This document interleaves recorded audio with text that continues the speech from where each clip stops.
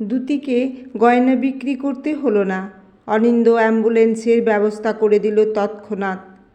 দ্যুতি জগলু কাকাকে নিয়ে রওনা করল সদর হাসপাতালের উদ্দেশ্যে। অনিন্দ্যর যেতে ইচ্ছে করল দ্যুতির সাথে, কিন্তু বন্ধু অ্যাক্সিডেন্ট করে একই হাসপাতালে ভর্তি থাকায় যেতে পারল না। বন্ধুও একা আছে, পরিবারের কেউ এখনও আসেনি।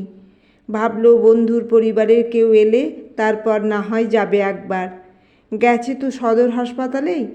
জগলু কাকার ফোন নাম্বারও রেখে দিয়েছে, আপাতত ফোনেই যোগাযোগ রাখবে না হয়। ঘণ্টা দুয়েক পর বন্ধুর পরিবার হাসপাতালে চলে এলে তাদের কাছে রোগীর দায়িত্ব বুঝিয়ে দিয়ে অনিন্দ্য বেরিয়ে এলো। সবার আগে কল করল জগলু কাকাকে। তিনি প্রথমবারে কল ধরলেন না। আধ ঘন্টা আগেও তো কথা হলো, এখন কল রিসিভ না করায় চিন্তা হলো অনিন্দ্যর। আবারও কল করল। এবার জগলু কাকা কল রিসিভ করেই হাউমাউ করে কাঁদতে লাগলো। অনিন্দ্য চিন্তিত স্বরে বারবার জিজ্ঞাসা করতে লাগলো, কি হয়েছে? জগলু কাকা কাঁদতে কাঁদতে বললেন, বৌদি আর নাই। দ্যুতি মাই কেমন জানি পাথর হইয়া বইয়া রইছে, কথা কইতেছে না। অনিন্দ্যর সর্বপ্রথম মনে পড়ল দ্যুতিকে তার মায়ের বলা শেষ কথাগুলো। বুক কেঁপে উঠল কথাটা ভেবে। জগলু কাকাকে বলল, আমি আসছি। আমি না আসা পর্যন্ত দ্যুতিকে চোখে চোখে রাখুন, চোখের আড়াল করবেন না। অনিন্দ্য বাইক নিয়ে রওনা হলো। গন্তব্য সদর হাসপাতাল। সম্পূর্ণ অজেনা একটা মেয়ের চিন্তায় সে ঘামছে। রাস্তা ফুরাতে চাইছে না। পুরো রাস্তা প্রার্থনা করতে করতে গেল মেয়েটা কোনো ভুল পদক্ষেপ না নিয়ে বসে। হাসপাতালে পৌঁছানোর আগেই জানতে পারল দ্যুতিকে পাওয়া যাচ্ছে না। জগলু কাকা কল করে জানালো। অনিন্দ্য ভীষণ ভয় পেয়ে গেল। বাইকের স্পিড বাড়িয়ে 10 মিনিটের পথ 5 মিনিটে শেষ করে হাসপাতাল পৌঁছালো। হাসপাতালের বিল্ডিংয়ের সামনে যেতেই চোখে পড়ল ছাদের দিকে। দ্যুতি ছাদের কিনারায় দাঁড়িয়ে আছে। চাঁদের আলোয় মনে হচ্ছে লাল টুকটুকে বেনারসি পরা লক্ষ্মী প্রতিমা যেন, যে নিজেকে বিসর্জন দিতে প্রস্তুত।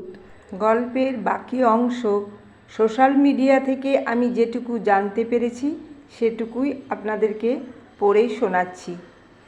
বাবা মাকে হারিয়ে যখন বাবা মায়ের দেখানো পথ ধরে নিজেকে শেষ করে দিতে চাইল, তখন ঢাল হয়ে দাঁড়ালো অনিন্দ্য। নতুন করে বাঁচার সাহস জোগালো। বাবা মায়ের মৃতদেহ নিয়ে বাড়ি ফেরার পর শুরু হলো গ্রামের মানুষের মানসিক অত্যাচার। উঠতি বয়সের সুন্দরী মেয়ে বলে গ্রামে একা থাকতে পারবে না। তাদের ঘরে জোয়ান ছেলে আছে। ঘি আর আগুন একসাথে খোলা অবস্থায় রাখতে তারা রাজি নয়। এই বাহানায় নেশাখোর, জেল খাটা আসামি, অর্ধবয়স্ক, শারীরিক ও মানসিক প্রতিবন্ধী ছেলের পরিবার উঠে পড়ে লাগলো দ্যুতিকে উদ্ধার করার নাম করে বাড়ির বউ করার জন্য। তাদের তো এমন মেয়েরই প্রয়োজন যে মাটি কামড়ে পড়ে থাকতে পারবে তাদের নড়বড়ে সংসারে। একদিকে ঋণদাতাদের টাকার চাপ, আর একদিকে বাড়িটাও ছাড়তে হবে। থাকবে না মাথার ওপর ছাদ, পায়ের নিচে মাটি, নেই আপন বলতে কেউ। তারপর বিয়ে ছাড়া কেউ থাকতে দেবে না গ্রামে। অনিন্দ্য প্রতিবাদ করলে তাকেই বলা হলো দ্যুতিকে বিয়ে করার কথা। করা হলো জোর জবরদস্তি। দ্যুতির বাবার ঋণের টাকা পরিশোধ করে দ্যুতিকে বিয়ে করতে হবে বলে শর্ত দিয়ে আটক করা হলো। কি হবে দ্যুতির সাথে? বিয়েই কি সব সমস্যার সমাধান? কে করবে তার দুঃখমোচন? এইটুকুই আমি আপনাদের কাছে শোনালাম, যেটুকু আমি সোশ্যাল মিডিয়া থেকে সংগ্রহ করতে পেরেছি। ভুল ত্রুটি হলে ক্ষমা প্রার্থনীয়।